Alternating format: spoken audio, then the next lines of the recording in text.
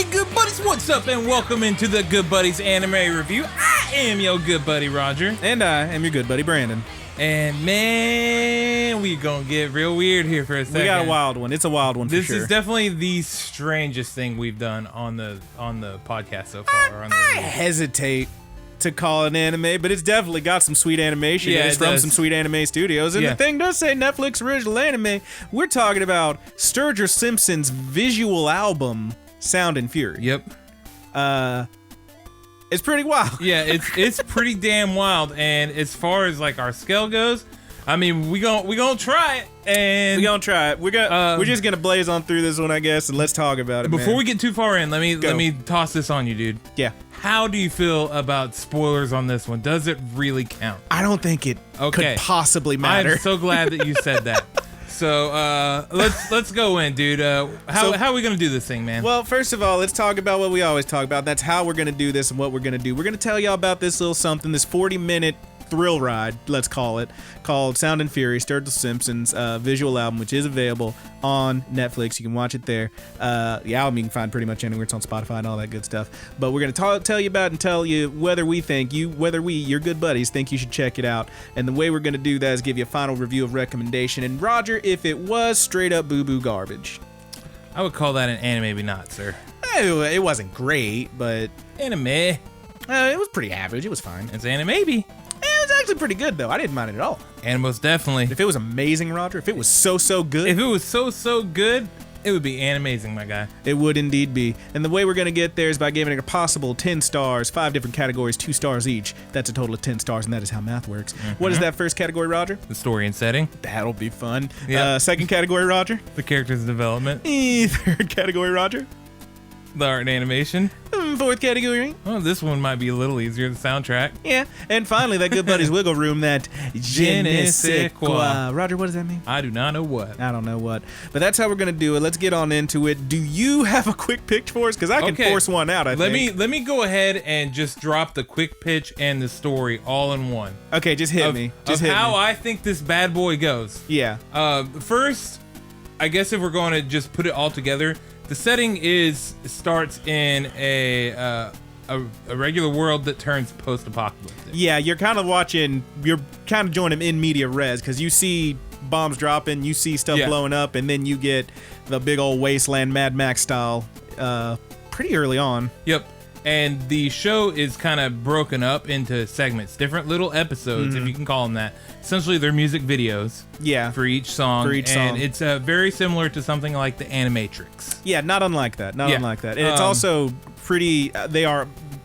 You did try to put them in order. I did. They are out of order. Like, there are definitely ones that, like, okay, this for sure, story-wise, would have happened before this. Yep. Like, for sure. But, yeah, it's kind of hard to grok. So here's what I have for the story. Yeah.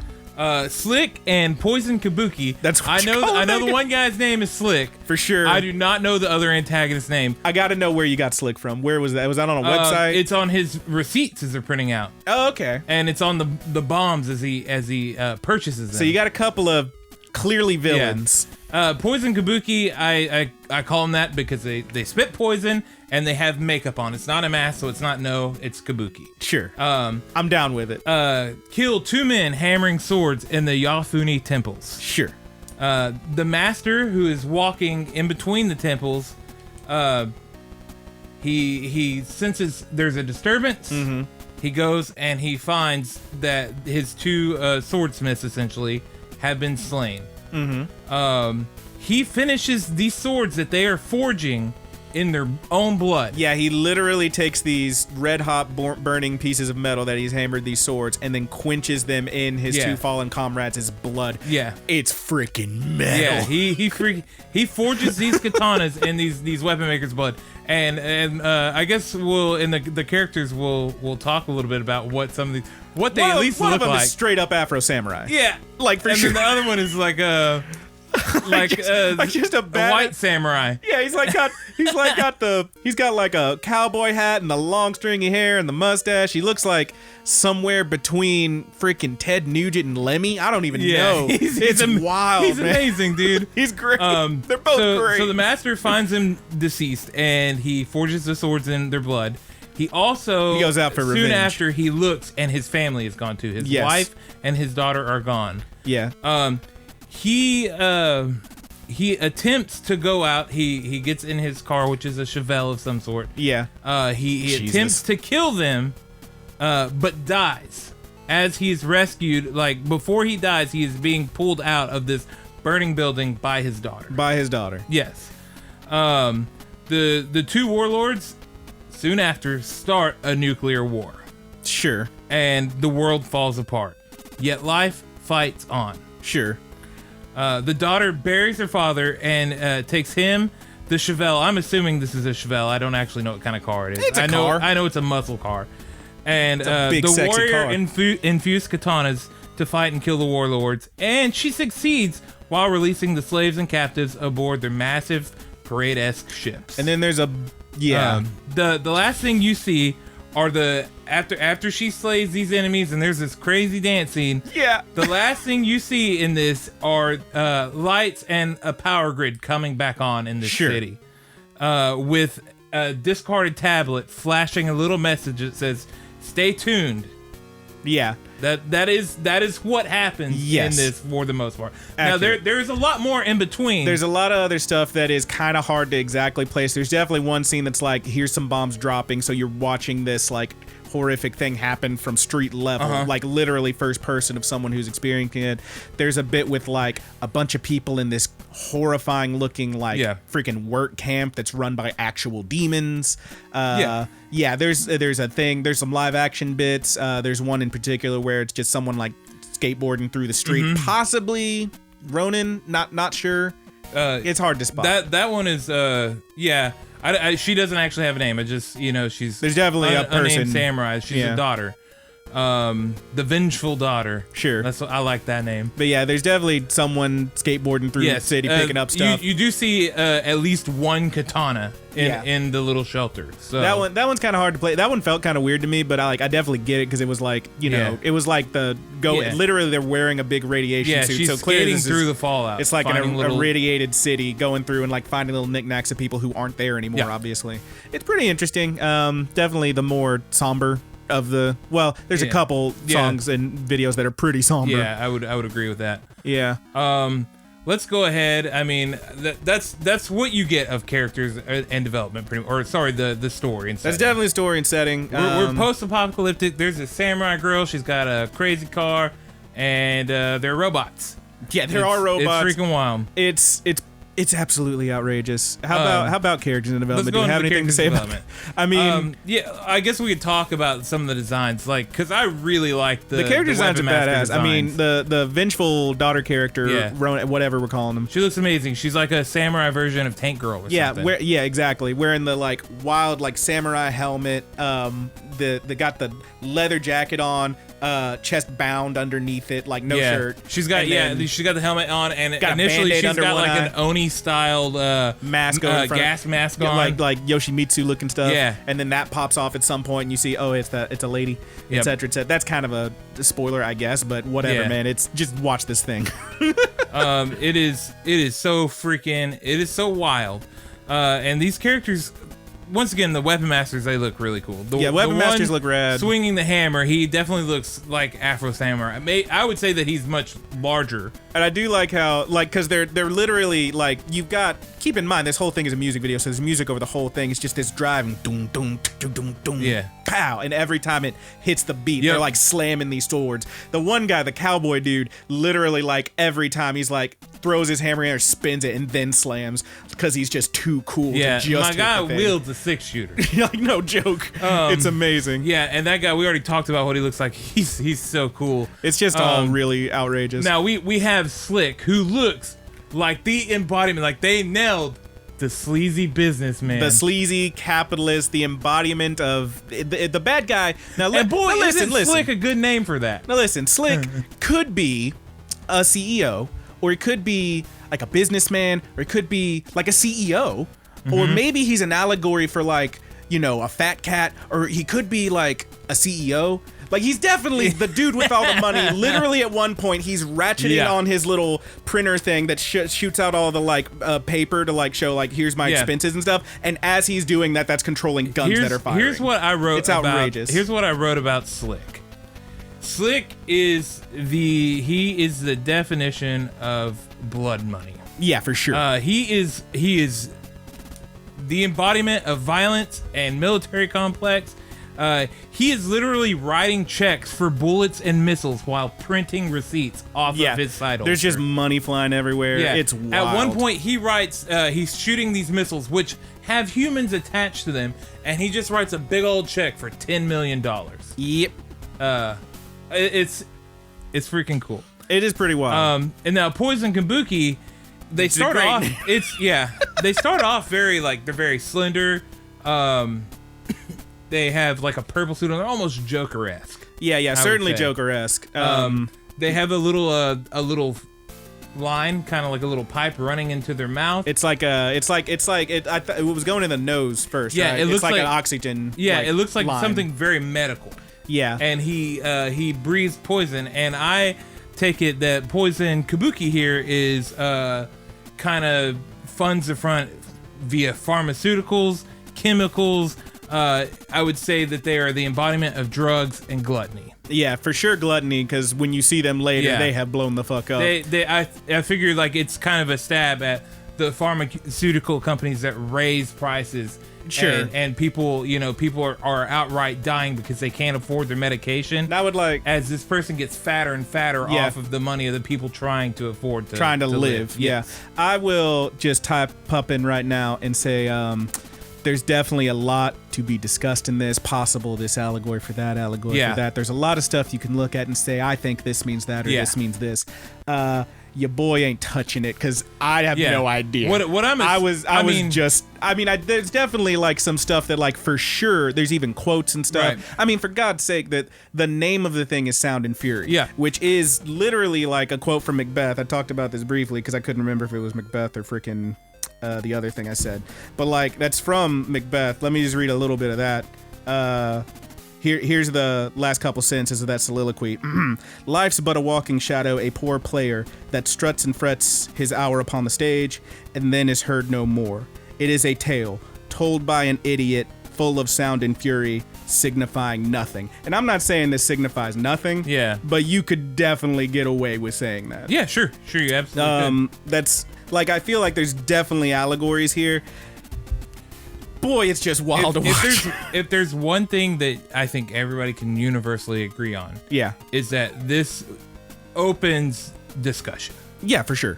And that's, I mean, what should good music and art do? That's what we're doing. Yeah. That's why, like, I'm not saying what I have wrote down here is and correct. what I have, I'm not saying that's correct. That's my own interpretation. No, for sure. And I feel, because it is my own interpretation, I feel mildly confident in it. Yeah, totally. But and that's with a little research on Sturgill himself. Oh yeah, Sturgill's cool. So I've kind of what I've read about Sturgill Simpson, and the more I've learned about him, it's kind of helped me come up with the things I think that these songs are about. But since we're once again, I could be wrong. Since we're in characters in development, do you want to talk about the character of Sturgill Simpson? Yeah, sure. Because let's talk about the dude who actually made this, like came up with, because the whole thing, it's several different animators and whatnot making the stuff. He made the music. Sturgill Simpson made the music, recorded, I think, with some band. I don't know if it's his band. I don't know, a band. And he, it even has, I said earlier, it has the audacity to say at the beginning of the credits, based on the story Sound and Fury by Sturgill Simpson. This is a story. Okay. Totally. Get it, man. Dude is wild. Yeah. Dude is totally wild. He is not your typical country musician. No, certainly not. Definitely, you said before, he's often compared to like the Outlaws of Country, Willie and whatnot. Definitely Willie see that. Nelson. Willie Nelson. Yeah. Also had a song called Last Man Standing that came out not too long ago. Yeah. Let me just put that out there. But yeah, I'm not huge on country, but this dude's like out there, man. I think it's fair to say nuts. This is not a country album. No, by certainly the way, not. Too. What did you say he called it? A disco? Yeah, it was like a sleazy southern rock disco or something like that. Totally, man. And it makes sense. Yeah, and my dude's also throwing out the occasional reference. I will say, there's a line in Last Man Standing. It's fuck all y'all season. I love it. Great line. That's actually, I believe he's making reference to Jay-Z, because Jay-Z says that exact thing in his song Tom Ford. Beyonce had some merchandise that said that on it even. And of course we know that Sturgill's down with Beyonce because when he was up for in the Grammys, he actually won a couple Grammys, I believe. Yeah, he did. But he was nominated for Album of the Year. And this was a big one because it was the 59th Grammy. So it was, let's see, I got it pulled up here. Album of the Year, we had nominated A Sailor's Guide to Earth, Sturgill Simpson. We had Views by Drake, sure. Purpose by Justin Bieber, gross. Lemonade by Beyonce, that was the big one. That was one a bunch of people thought was going to win, but you know who did take it? Was Adele for 25. Now, I read an interview, a thing where they were talking about Sturgill, and they were like, Sturgill actually said that Lemonade for sure for him by Beyonce was the album of the year. This dude actually apparently is a big fan because he said, no, if I did win, I was just going to hand it to her and walk out. So dude's definitely a cool guy. Yeah. I mean, you know, respect to your stuff there, man. Yeah. But yeah, he's just wild, man. He's doing whatever the hell he wants, and it's working. Sturgill is the kind of guy too that you know, he said in an interview, he's like, he was going through his hometown after he'd won Grammys, and they were talking about Sound and Fury and how he was changing his sound up. And he essentially said, if I stayed on that path that I was winning the Grammys with, you see that tree out there, it's been there since I was a child, you might have found me hanging from it. Yeesh. Yeah. So he's a pretty intense dude. He's also, to get too political with it or anything too, but he opposes essentially, you know, random, you know, everybody owning a weapon or whatever. Weapon control, not so much, you know, this is really hard to get into because people get so volatile over it, but it's not like he's saying he's like a normal kind of person, in my opinion, of where there should be some restrictions and should be some control. I mean, he has that quote at the end of it. Yeah. The dedication at the very end of the thing, the last thing you see, I believe. Yep. What does it say? Do you have it written? I do. It is dedicated to the lost souls and the victims of senseless violence around the world. Now, you might take that with, I mean, I definitely believe that's where he's coming from. I totally get it. I will say, after I just watched a thing where people are getting decapitated and there's blood flying and guns everywhere, it's pretty interesting. But I get where he's coming from, because that's the thing. I feel like that's a common thing that people say, you know, this is fantasy. Yeah. And it should remain a fantasy. So good on him. I mean, our dude's making it happen, clearly. Yep. So the only other thing as far as like characters I would talk about is like the car itself. Yeah, the car, literally, this whole thing is so badass. We got the swords quenched in blood. We got these giant palanquins that these freaking they're carried by war boys and these buff like muscle women. And then we've got homegirl, samurai girl, driving a badass car that then transforms into two different robots and a motorcycle. Yeah. Like, fuck off, right? Yep. It's so cool. The car gets hit by a missile and it flies in the air and then breaks apart. There's like a force field mechs. around it. Yeah. Yeah, it breaks into two different mech robot things that are both weaponized and kicking ass. And homegirl's riding a motorcycle. Yeah. She just fell out of it. Yeah, and she goes down. She hits this motorcycle. She's got her swords on her. Yeah. And she just starts slicing through the... Yeah, dude. The parade ships or whatever. Just full Kenshin. Yeah. Just go nuts, dude. It was amazing. It's pretty rad. It's such an amazing sequence. Oh, man. It is pretty rad. Yeah, it is freaking cool. But the car is the last thing I bring up. And it just looks awesome. The minimalistic design with the gold lining on the front that kind of mimic her mask. Yeah. Whew, it's good. It's a good design. Very good. It's very good. Let's go on to that art and animation. All right. It's wild. It's also a bit over the place because you get like, again, we got several different animators from several different studios doing several different things. Some of it is flat out live action. Yeah, some of it is just straight up live action. With green screen animation in the back. Yeah. Make Art Not Friends. Yeah, Make Art Not Friends is a big one. There's definitely a bit of that in Mercury in Retrograde, although that has a lot of like just wild CG looking stuff. But we do have, again, we talked about before, it's got dudes who worked on Batman Ninja. We got people who worked on Akira. We got a lot of different animators and animation studios and whatnot, like doing their thing. Handpicked by Sturgill, apparently. You told me that. And you do get a decent variety. He said he went to here. Japan to get a bunch of animators drunk. And he apparently and then nailed it. To let them go crazy with it. Yeah, sounds like it worked, bud. I would definitely say I think my personal favorite was the first big one. What the hell's the name of it? What you mean? Where the guys they're shooting everybody in the temple. Oh, you're talking about Remember to Breathe. Yes, Remember to Breathe. Ronan That was into Remember to Breathe. Yes, Ronan just starts with like literally just watching a car drive, which is fine. Yeah, and then like, bombs start falling. You're like getting you're getting some bombs falling. You're getting like this car driving into this big wrecked city. Pretty sweet, pretty cool, like establishing stuff. And then we go into like this sweet, like clearly CG, and then like they did the sketchy stuff over it for this Remember is like to Breathe. one of the super like animatrix stuff. It's like, so cool looking. It's so cool looking. And then after that, we go into like, right after that, we go into Sing Along. Yeah, Sing Along. I'm going over the lyrics in my head because that's how I remember the titles. Yeah. But yeah, Sing Along, which was like I guess the big single. That was the one that was a video for. But yeah, that's where you get like the full-on CG Batman Ninja looking shit. Oh, Still also, rad. I think it's safe to say right now, I don't know if for the video version of this, if you've been watching stills this whole time, I apologize. The animation and just the sight of this, it's gonna be difficult to get. Yeah, like I through. tried to get a clip of Sing Along for the end of the last episode for the preview. Took down immediately, and it didn't get taken down. I just outright could not even download it. Sites would not let me download that video. Nice, dude. So if I don't have video up, it's because it's being guarded right now, which is perfectly fine. Rightly so. People get protected about the music. I would prefer that they put it out there and not let me use it than let me download it, use it, and then copyright strike me, Sony. But that's a conversation for another day. No kidding. But yeah, there is a bunch of wild animation. It all varies except for the main line of the fight sequence. Sure.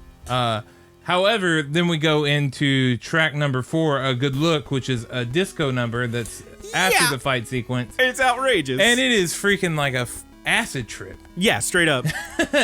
Slick's hair's going all different colors. He's doing the whitest jig I've ever seen. Got a couple of severed heads in my bug out bag. That's a good one. Yeah. You're literally looking at like severed heads singing at you and shit. Yep. It's wild. It's freaking crazy, man. It's outrageous, man. Stop us if you heard that one before, but yeah, the art animation it's very good. It's crazy to look at. Yeah, and it's definitely like you're definitely looking at different studios, and it's very clear you're looking at different people doing different things. But I don't think any of it's like none of it's like I can't watch this. Yeah, it's never like just bad. There's definitely ones that like are like we said more somber and more serious, so less action packed. Like you get a bit of action in damn, I just had it on the tip of my tongue and now I can't remember the name of it. The one with the folks in the camp and stuff. That one's it's not Make Heart Not Friends. It's it's Last Man Standing. No, Last Man Standing. All Said and Done. All Said and Done. That's it. All Said and Done is the one. Last Man Standing is the one with the bombs are dropping. Yeah. Okay. Fuck all y'all season. Yeah, we're a little all over the place because this thing's a little all over the place. Yeah, it is wild, a little man. all over the place. But yeah, it's freaking wild. Even and here's another one for you. Watch through the credits because there's more after that. Yeah. Fastest Horse in Town has a sweet long guitar solo and there's more animation during it. But yeah, it's this whole freaking thing, man. Yeah. Do you want to go on to the soundtrack, dude? It's Yeah. It's amazing. I'll read off the tracks for y'all right now. I got them here too. Okay, if you want to read them off, you can. Yeah, so it starts with Ronan, which is the big intro. Then it goes Remember to Breathe, which is like our big establishing, like the super, you get the folks making the weapons and stuff. Sing Along, that's the big single with the video you may have already seen. A Good Look, which is our disco track. Freaking sweet. Make Art Not Friends, that's the one with the skateboarding through the radiated city. Best Clockmaker on Mars is freaking rad, and you get some good backstory in there. Yeah. That's another thing that let me talk about this real quick. When we were watching this, when I first watched this, it was like the day it was on Netflix, and we're watching it, and I like turned on the subtitles because it was so new you couldn't get any lyrics on lyric sites. I was like, oh, they'll have the lyrics on the subtitles, and they had lyrics. Most of them are not accurate, And a lot of them, particularly Last Clockmaker on Mars, was just like unintelligible or no idea what he's saying there. And Sturgill, he does, like, whenever he enunciates, he blends. Oh yeah, and he's definitely like everything's going through like 5 different filters. Yeah. Like it's wild. But then like I was watching again just before we started, and they have been updated with like proper lyrics at this point. As far as I could tell, everything's right. They definitely had lyrics from the Last Clockmaker on Mars, which they didn't have anything before. Then we go into after Last Clockmaker on Mars. We got All Said and Done. That's the more seriously more somber one. Last Man Standing, which is I think I told you probably the most country song on there, just because it's like a freaking All Said and Done is like a Skinner track. Almost. Yeah, super chill. But yeah, Last Man Standing is like pounding and wild, and that's it's fuck all y'all season. Great line. Mercury in Retrograde, super chill, kind of poppy. I'm into it. And then we got Fastest Horse in Town, which is the big closer with a sweet solo toward the end. Yeah, it's your climax of the whole thing. Yeah, man, it's and good that stuff. solo starts off fast, and then by the end of it, it's really fast. Oh yeah, it goes nuts, dude. But yeah, that's our track list. It's freaking rad. Like music wise, I don't review music. Yeah, I know what I like. I like this album. Yeah, I like it a lot. It's a good album. I already like Sturgill's music. I can't say that I know more than 5 or 6 tracks, but I liked his music. Never listened to anything before this for me. Yeah, this album I loved it. I thought it was really great. I've listened to it countless times. Yeah, I listened to it a couple times at work. It's good stuff. And I will say too that the mixing and stuff on it is really wild too, because there are parts where it's almost like, is this clipping right now? Are they clipping? Yeah. I was gonna buy the actual album, but they didn't have it at my job, and I wasn't gonna shop anywhere. I wasn't gonna order it. I couldn't find a physical copy in a store. But apparently, you gotta get that on vinyl, baby. Apparently, yeah, maybe. I don't have a fucking record player. What do I look like? What am I, a hipster? Yes. Apparently, if you on the album, there's a bit on the back where it's like, producer, this studio, etc., and one of the lines just says "fuck your speakers," which is pretty great. Yeah, and it's true because it's loud. Because like outright, you're like, is he clipping right now? Did they just let that audio go all the way in the red, straight to 11? Yeah, it is loud. It is freaking rowdy. Yeah, it is full of piss and vinegar. It is at times it is freaking angry. Yeah. At times it is somber, and then at times you get these solos that are freaking blistering. Yeah, man, they're so good.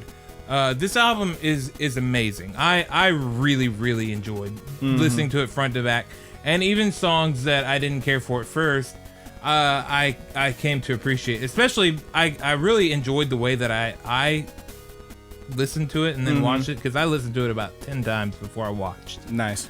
So I had a feeling and something in my mind for all these, and then it was a paradigm shift whenever I watched watched the video for it, and it gave me a new respect for some songs whenever I saw the video. Yeah, if I could put one word on this whole album, the videos and everything, it would just be fucking defiance. Yeah, like it's so, again, at times angry, but even when it's not angry, even on a more chill track like Mercury's in Retrograde, you're still getting like just this like this anger seething underneath it.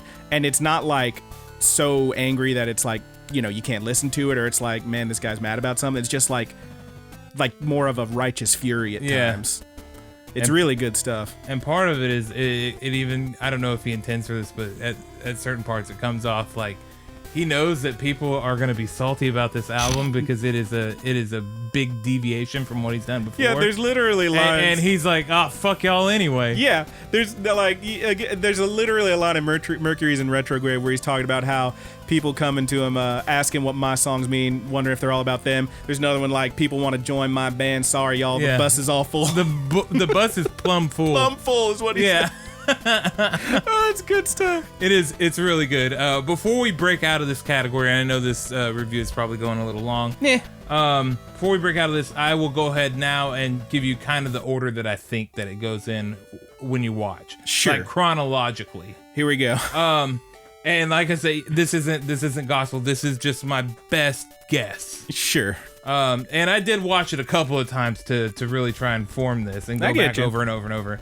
So it would start with Remember to Breathe, which is the song, the total backstory where the guys killed the weapon makers and he forges the swords in their blood. Then would be next would Best Clockmaker on Mars, which is him getting in the car and driving and his daughter dragging him out of the fire. Pause. I asked you before. Is that a Dr. Manhattan reference? I don't know.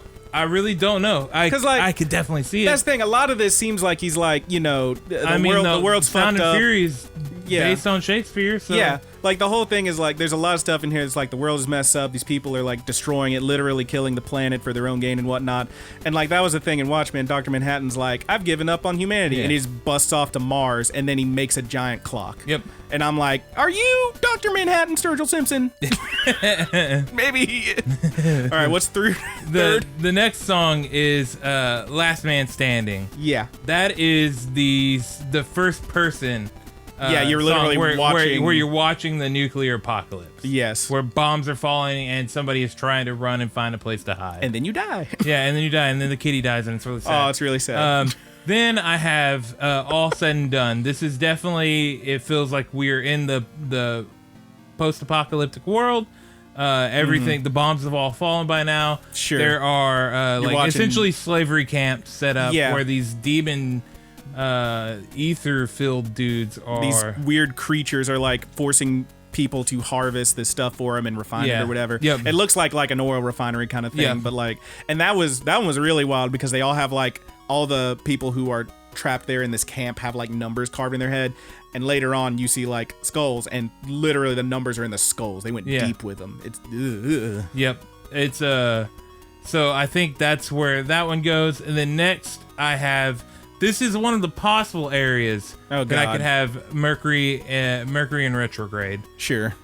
Because that one is so confusing. However, I don't think this is where it goes. I think it probably goes at the end. Okay. And I'll explain it then. Okay. Next is Make Art Not Friends. That's where we've got the skateboarding session going on. Yeah, going through the radiated city. And I do believe that is our vengeful daughter. Yeah, sure, maybe. Because once again, you can see the swords in a shopping cart in her little hut. Then it goes into Ronin, where we're driving into the city. Mm-hmm. Next, Sing Along, and then the interlude from Sing Along, which will follow into Fastest Horse in Town, which is after you'll the credits. There'll be some stills, and then after the credits, you get the remainder of that fight. And then finally, A Good Look, our crazy disco number. Yeah. And then... which I'm not convinced wasn't, like, loopy hallucination based on the poison gas and whatnot. Yeah, and then so Mercury in retrograde, putting it towards the end. This is my best guess, is that... Sure. So we see this machine, this guy that has all these gears and stuff on him. He's like and then behind him... There's an entire, just everything is gears as far as you can see. It's like, imagine a person walking on a giant gear, and them walking is turning it, and that's turning all these other gears that are all around him, including around their head. And then you see one cog fall out, and then he begins to unravel. Yeah. There's like a bunch of hair and stuff. It's interesting. So what I took it at is maybe it's like an allusion to a war machine or something like that. And it falling apart after the head honchos die. But like I said, I can see you kind of smiling now. It's literally the best guess I have on that one. That is by far the hardest to follow. Yeah, hey, smoke some more of this, bro. Yeah, smoke some more of this. It's that war machine, dude. It's falling apart, man. You do see the one little cog, and after that falls, the being starts to unravel. Again, I am not shitting on you. I'm not saying you're wrong. I am saying I ain't even gonna try to make sense of it, baby. A lot of these, like, I feel like that one and almost certainly, like, there's definitely ones like for sure A Good Look, for sure Fastest Horse in Town, for sure Sing Along, and for sure like all those that deal with this. There is a definitive like 5 of them that definitely contribute to this story. And I feel like most of the other ones are like, here's the thing, and it's fine, it's great, it's still amazing, but I don't know, man, it's pretty wild. Yeah, it is. that one especially, like I really don't feel confident in that. But if you watch this and you have an idea, let us know in the comments below, because we definitely email us if you're listening to the audio form. Let us know what you think. We'll have all those tags at the end too. Excuse me, I'm just gonna spark up another duber. Yeah, you gotta get the old duber on. The old duberooski. Roll up another big fat 420 blunt. I don't smoke weed. You smoke them Chihuahua dicks. No one calls them that. No one calls them that, Roger. All right, man. You want to do that je ne sais quoi? Let's talk about it, man. I don't have much to say on it other than I will again. I feel like if you're looking for something that has a definite story, possibly look elsewhere. There's definitely a lot to dig into and there's a lot to enjoy, but I don't think that you come here for the story. I think you come here for the incredible music, the very good animation, and you can say whatever you want about Sturgill Simpson, this music and this anime, you cannot call it boring. Nope. You cannot. Not at all. You just can't. It's a freaking thrill ride, I think I called it earlier, and it's good to look at. Yeah. Yeah. Excuse me. I think it's more. I follow along with pretty much what you're saying, dude. Like, it's crazy to look at. The album is awesome. If you're looking for a cohesive story, if you're looking for something you don't have to think so hard about, and maybe his intention is for you not to even think about it at all. Yeah. But in that sense, you're thinking about not thinking about it. So yeah, I mean, I don't know. If that's not your thing, then this might not be for you. Yeah. But overall, it was definitely for me. I quite enjoyed it. So you want to get into the scores, dude? Yeah, let's hit it, man. How'd you give it a story and setting? I gave it a 1.5. I gave it a 1. Okay. How about the characters and development? I gave it a 1.5. I also went 1.5. How do you feel about art and animation? I gave it a 1.5. Also 1.5. Yeah, there were some points in there that I was like, that looked a little strange, especially with the Batman Ninja CG stuff. Like it's still a little. Lord knows I'm not big on the CG, and then no offense to any of the animators. Yeah, this ain't no Land of the Lustrous, but it is quite good. Yeah, it is very good. Like that is like taking 0.5 off is me nitpicking. Yeah, we both gave it a 1.5, so I think it's pretty good. Music and soundtrack. I give it the full 2. It's a full 2. How do you give it anything you else? Can't Like give the guy, 2. he really came up with an awesome piece here. Straight up dose, dude. The absolute center of it is the music. Yeah, and je ne sais quoi? I give it 1.5. I gave it a 1 there. Okay. I gave it a 1 there. I think I certainly can't say anything like so bad about it other than I don't. Again, if you're looking for cohesion in a story, this ain't it. This ain't it, dude. But you can't say it's not entertaining. Yeah, and it's relatively unique. I mean, things have been done that are very similar to this. Oh yeah. But I would say not a whole lot has been done kind of like this. And I would say that I probably would have gave it a lower score on the je ne sais quoi if it was longer. But it's literally 41 minutes of your time for a wild ride. Yeah, so man. I was like 1.5 feels really reasonable for me here. Totally. What's that bring us up to, big boy? That brings me up to an 8. I am at an Animos definitely. That's a 7 for me. Also an Animos definitely. Yep. Lower on the Animos definitely scale. Yep. But an Animos definitely. Yeah. So we both gave it an Animos definitely. Yeah, man. I think it's worth checking out. Freaking awesome. It's a weird one, but it's a good time, and you can't call it boring.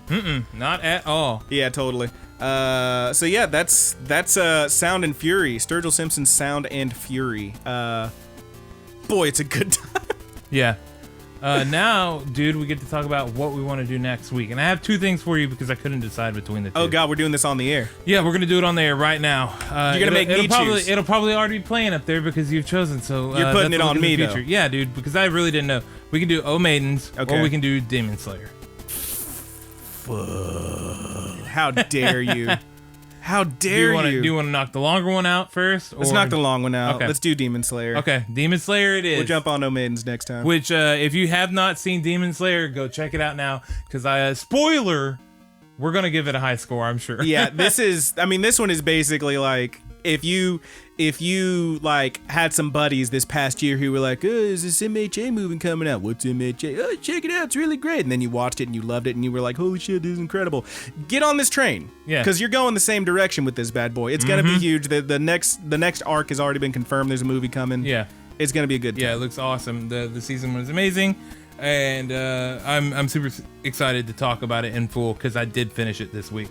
And then the week after that, we'll do Oh Maidens in Your Savage Season. Totally, dude. But yeah, I think that does it for us. Let us know what y'all thought about Sound and Fury. Leave that in the comments below. Brandon, do you want to hit some couple of plugs before we hand it out? We hit the little ones. Of course, we're gonna have the full plugs at the end of the show, at the end of the ramble, which we'll hit on. We do, of course, if you're watching this on YouTube, then definitely check out the full links in the description below. But we do want to give a shout out to our good buddy Haas for the use of our closing theme, which is going to be playing in a second here on the YouTube portion. That's The Buddy's Good by Haas. Thomas Tastes Better on Instagram. One word, Thomas Tastes Better on Instagram.